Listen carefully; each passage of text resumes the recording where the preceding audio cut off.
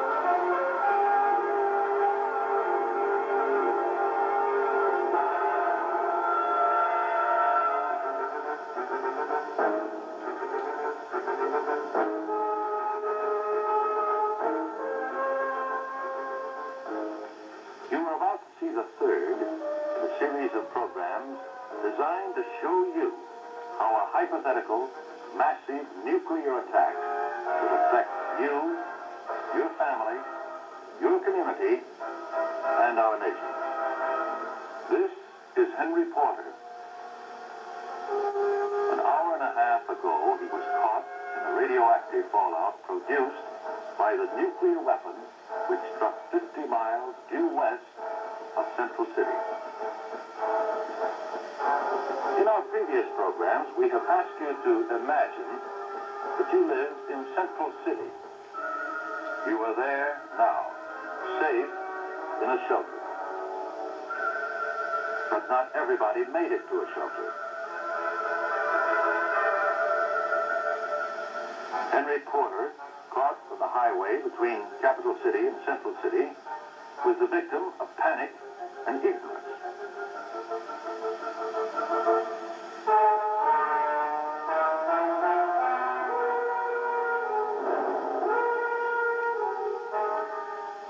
He didn't know that he had time on his side.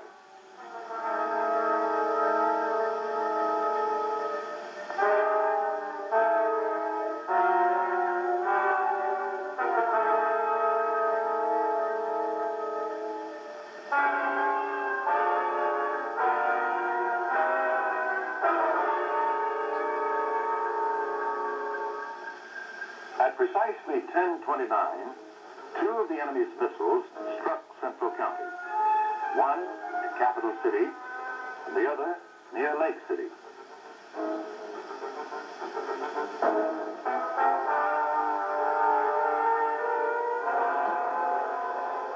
Capital City is helpless, with fires raging through its streets, and its few survivors forced into shelters by deadly radiation.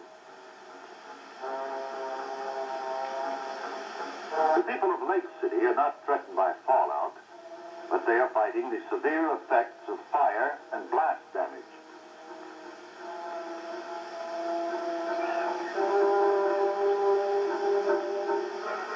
In your town, you escaped the blast and heat effects of the nuclear explosions, but now Central City is pinned down by the impending fallout. You are safe in an adequate shelter.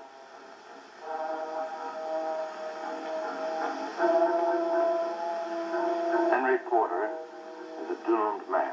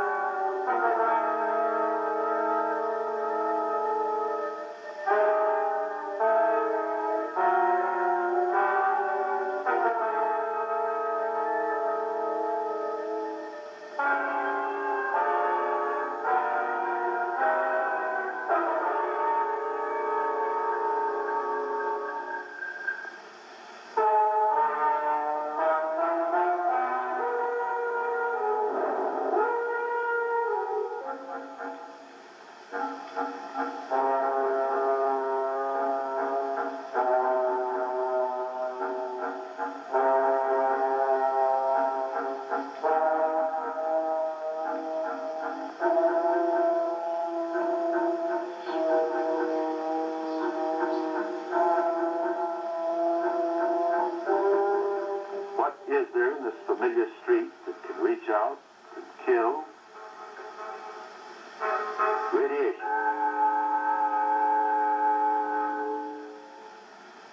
While there is no way of predicting with precision the many details in a possible nuclear attack against the United States, how many weapons would be used, what their size or power would be, where they would explode, the exact means of delivering them, there are methods for analyzing the probable hazards involved. During the past several years, the Department of Defense has conducted intensive probability studies on the effects of various hypothetical, large-scale nuclear attacks against the United States. Now, these studies continue. While they show that millions of Americans would die, and there is no point in looking away from this harsh reality of nuclear war, they also show that with proper preparations, which are well within the bounds of technical and economic feasibility, millions of other Americans would live to sustain the life of the nation. The results of these studies indicate that tens of millions of people would survive the blast and heat effects of the weapons, but that many of these survivors would be threatened by lethal or disabling fallout radiation. Just what is radiation? It isn't something new. It's been with us throughout the history of man. But what do we know about radiation and radioactivity? Why are we concerned about them?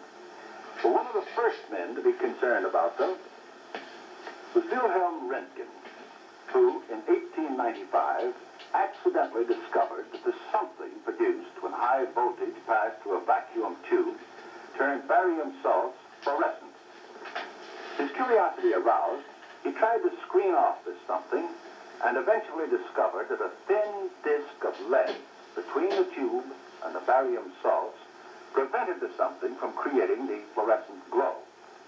But as his experiments continued, he was amazed to find that under certain conditions, not only did the shadow of the disc appear on the screen of barium crystals, but that he could distinguish the outline of his thumb and fingers, and within the outline deepening shadows, the bones of his hands.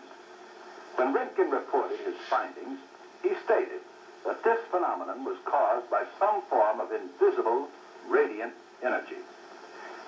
He called this energy X-rays, the X standing for unknown. Soon, scientists all over the world were excitedly experimenting with this new X-ray. With the introduction of the low-cost X-ray machine in 1896, its boon to medicine was obvious. For examining broken bones and fractures and locating tumors and other abnormalities.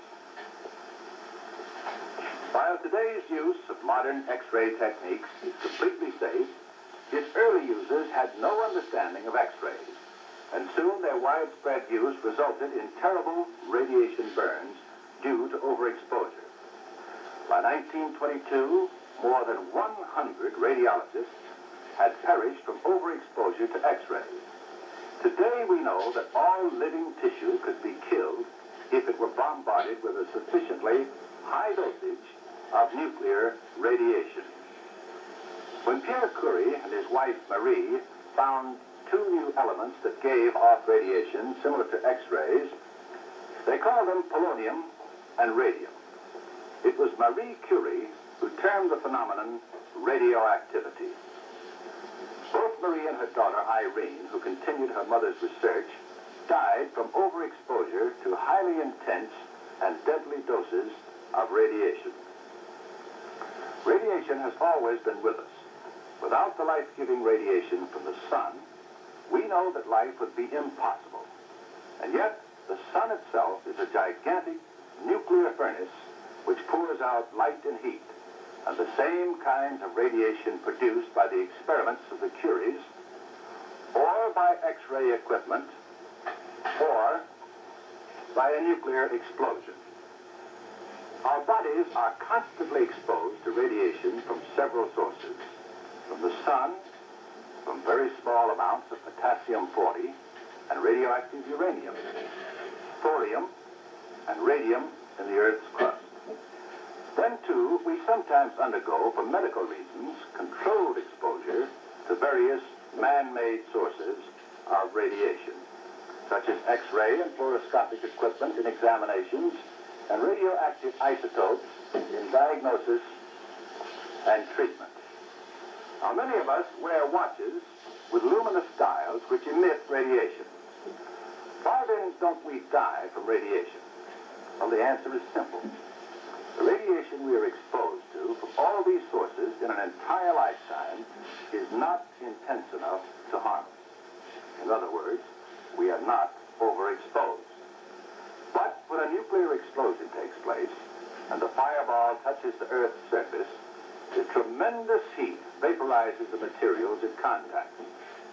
As the fireball rises, it carries up with it vast amounts of this material and makes it intensely radioactive.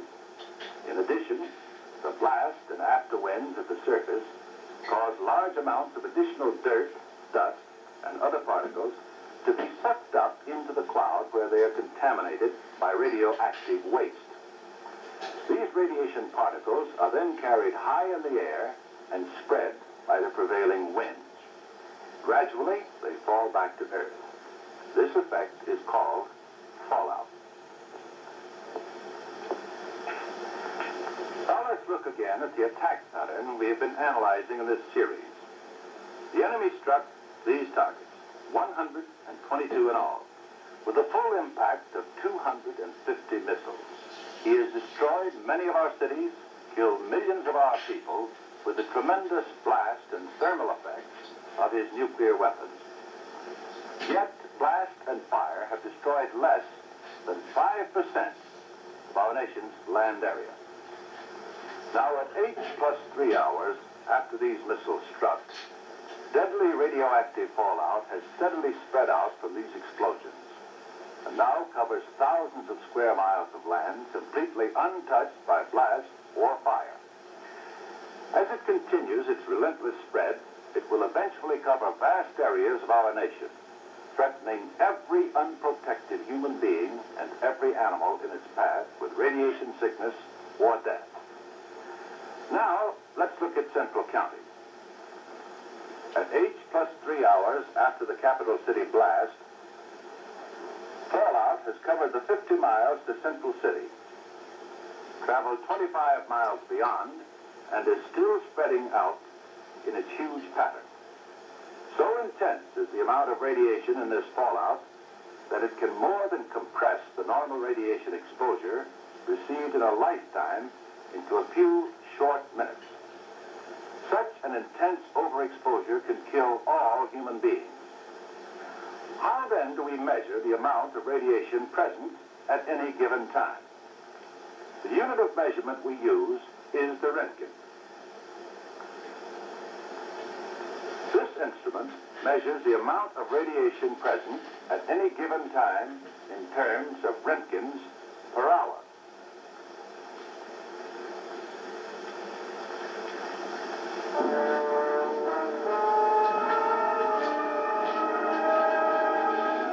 Now this man, Henry Porter, has been exposed to more than 1,000 Röntgens in a period of 2 hours.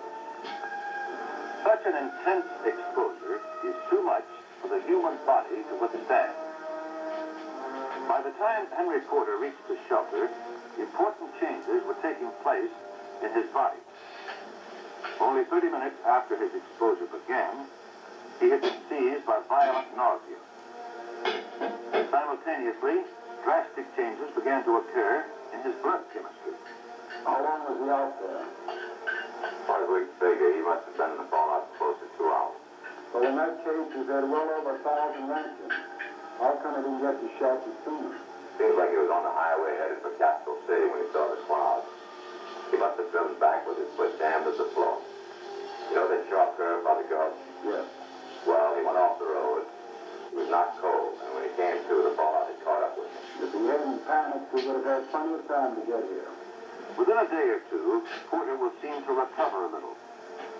But within another few days, his symptoms will return. Fever, diarrhea, internal hemorrhages, followed by a general infection his body will not be able to. Then Henry Porter will die. Central City's first victim of radiation sickness, and a victim of fear, panic, and ignorance. Like Bill Hendricks, who left the safety of a downtown shelter to find his wife and son. By the time he found them, he had been exposed to the radiation and heavy fallout for about 450 Röntgens, but he has a 50% chance of recovery. Fortunately, radiation sickness is not contagious. Bill's family cannot catch it from him.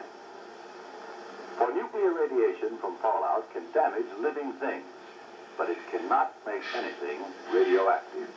Thus, if fallout particles are on the body of a person or animal, instruments may detect nuclear radiation coming from that contamination. But if the fallout particles are removed, no radiation will be detected, as the body itself has not become radioactive. If radioactive fallout drops into a body of water, the water itself does not become radioactive. After the fallout has settled to the bottom or been removed by filtration and other normal processing, the water itself is not radioactive. The same principle applies to water in storage tanks or to food in cans or other containers. It also applies to air, which is not poisoned in any way by radiation passing through it, any more than the air in a doctor's office is poisoned by the X-rays which pass through it when he takes an X-ray of a patient. These children were stranded in their day nursery when their bus driver was unable to get through downtown streets filled with abandoned cars. The bus driver finally got a message through to the Central City Emergency Operations Center, and help was sent to the day nursery. But the children received a dose of 200 Röntgens before the volunteer firemen got them to the hospital. Some of them will be pretty sick, but they'll survive. In time, the human body can repair most of the cell and blood damage caused by radiation exposure if the exposure is not too severe. Throughout Central City, thousands of people will be exposed to various doses of radiation simply because there are not enough adequate shelters to accommodate them all. Many will die. Many more will be painfully ill, but will survive. Yet, despite all this, the fact remains that many of the people of Central City are safe in adequate shelters. But nearly everyone in Central City will be exposed to some degree of radiation, even those in the safety of adequate shelters. Frightening? Certainly. For what could be more frightening than a nuclear attack? Yet adequate shelters will give enough protection to assure survival without serious illness. But how large a short-term exposure to radiation can we absorb and live? Well, 50 roentgens is the smallest dose detectable by laboratory methods, and up to 50 roentgens has no noticeable effect on people. However, 75 to 100 roentgens will cause nausea in 10% of the people exposed. The majority of people, that is 90 to 95%, who receive 200 roentgens will be ill but will not require medical care. Above 200 roentgens, people become very ill and need medical care. 450 roentgens will cause death to 50% of those exposed within 2 to 3 weeks. Yet, as deadly as it is, radiation is something from which we can defend ourselves, just as this man, who handles deadly amounts of radioactive isotopes every day, is protected by thick layers of protective materials and special equipment which shield him from harmful rays. So too are we protected by the thickness of the walls of our shelters. In fact, when we are in adequate shelters, we have 3 basic factors working for us: time, distance, and shielding. These 3 factors, time, distance, shielding, when properly used, can definitely protect us from the harmful effects of nuclear radiation. Now, let's see just how these allies, time, distance, and shielding, can combine to protect us. Let's say that you've heard the warning, and you are now in an adequate shelter. If your home has a basement, if you had the foresight to build a shelter, you might be here. If you did not have a basement and had built an above-ground shelter on your lot, you might be here, and you would be safe. But let's say that you did not build a shelter in your home or on your lot, and you are home when the bomb explodes. Now, what can you do to protect yourself? Well,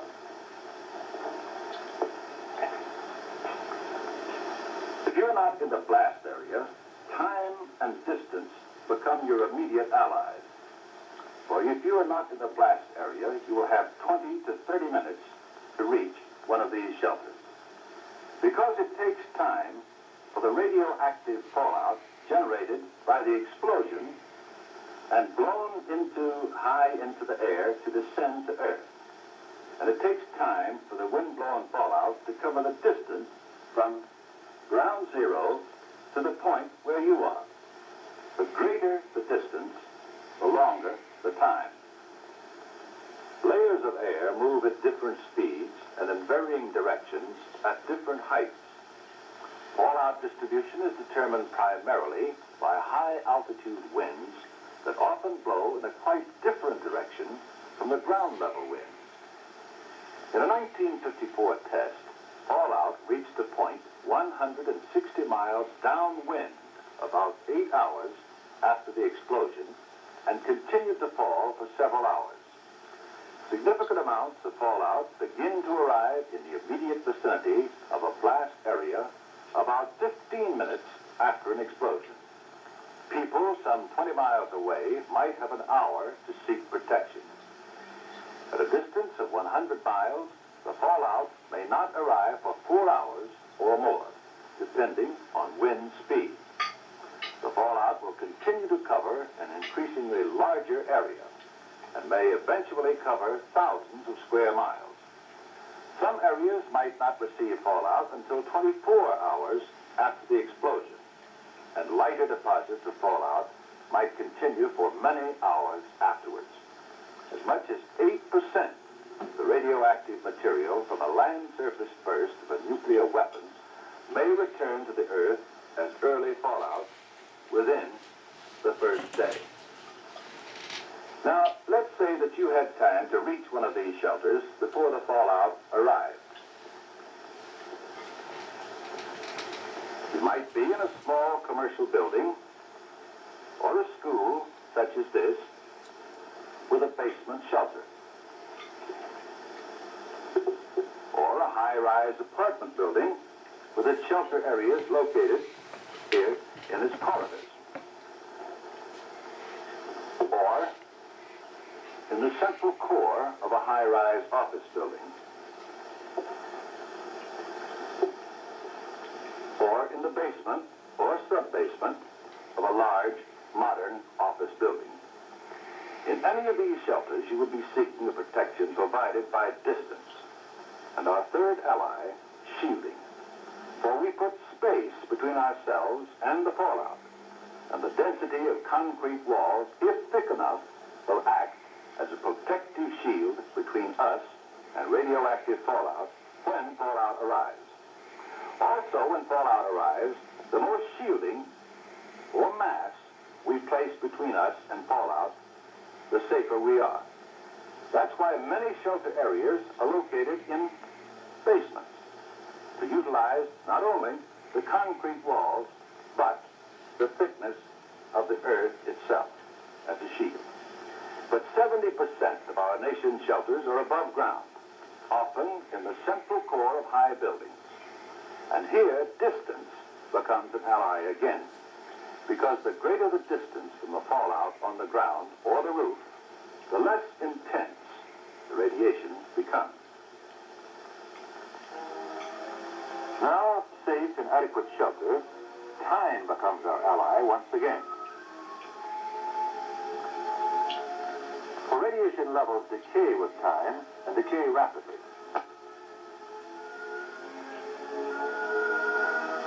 So if these people remain in adequate shelter until the radiation decays to safe levels, time, distance, and shielding can save their lives. Obviously, the basic factor in any survival plan is a system of adequate shelters. What is an adequate shelter? Where can we find them? How do they fit into a community survival plan? And what about your town, Central City? What is your community survival plan? How will it work?